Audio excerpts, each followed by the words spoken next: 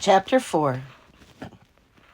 Charles woke up early the next morning. As soon as he opened his eyes, he remembered. Puppies. He threw a sweater over his pajamas and went downstairs.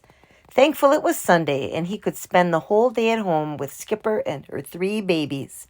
The house was quiet. When he turned on the light in the kitchen, Skipper looked up at him with her soft brown eyes. Charles felt lucky to be the first one up. It gave him a chance to be alone with the puppies.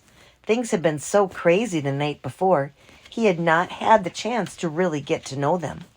Once the whole family had agreed to foster Skipper and her puppies, things had moved very fast. After a crash course in puppy raising from Ms. Dobbins, the Petersons had brought the whole gang home that very night. Before dinner, Dad had gone into town and brought back a big box that once held a washing machine. He also brought home egg rolls and chicken lo mein from China Star. That was Charles's favorite dinner, next to pizza. Before they sat down to eat, Charles, Lizzie, and Dad cut up the big box and put it in a corner of the kitchen.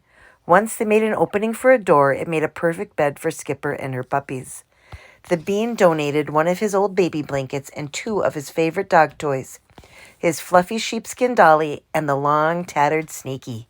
It took the rest of the evening to get Skipper and her puppies settled in, and by bedtime, Charles and Lizzie were exhausted.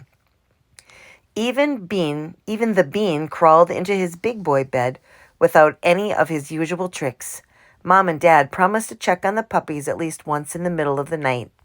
Now, in the early morning light of the kitchen, Skipper lifted her head and thumped her tail when Charles approached the box. "Good girl," said Charles, patting Skipper's silky ears. The 3 puppies were deep in sleep, but they began to stir when they heard Charles. Charles reached into the box to pick up the darker brown girl puppy. "It's okay, Skipper," he told the mother dog. "Ms. Dobbins said it's time to start letting the pups to get used to people. I promise to be very, very careful." Skipper knew she could trust the boy. He was gentle and kind, but it wasn't easy to see her puppy so far away. She whimpered softly and watched very closely as the boy put the puppy on his lap. Charles sat cross-legged on the kitchen floor, cuddling the soft, warm, squirmy pup.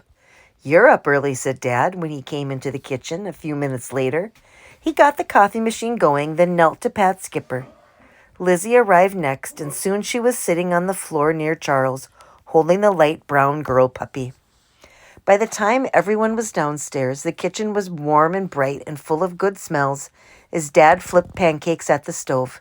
Skipper was already beginning to get used to having people touch her puppies, and Charles and Lizzie were getting to know their new guests. "Uppy," said the Bean, running over to reach for a puppy. "No, no," said Mom, catching him by the shirt. No was not the Bean's favorite word. He stared up at Mom. "You can look and you can pet a puppy if Charles or Lizzie is holding it," Mom told him. "But the puppies are still very little and we have to be very careful with them." The Bean looked like he might start wailing. "Sit here," Charles said quickly, patting the floor beside him. "Watch. The puppies are going to eat breakfast." He and Lizzie had tucked their puppies back in the box with their mother. They had been whining, and Lizzie knew they must be hungry. Sure enough, they ran straight to Skipper and began to nurse. The puppies were so interesting to watch that the Petersons forgot all about their own breakfast. The pancakes sat on the table getting cold. "What about the little boy?"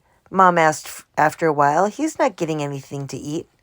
"That's because his dumb big sisters always push him out of the way," Charles said. Gently, Mom reached into the box and helped the tan boy pup find a place to nurse.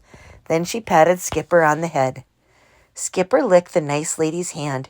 She had a feeling the lady must be a mother, too. The lady knew that Skipper's little boy needed a little help.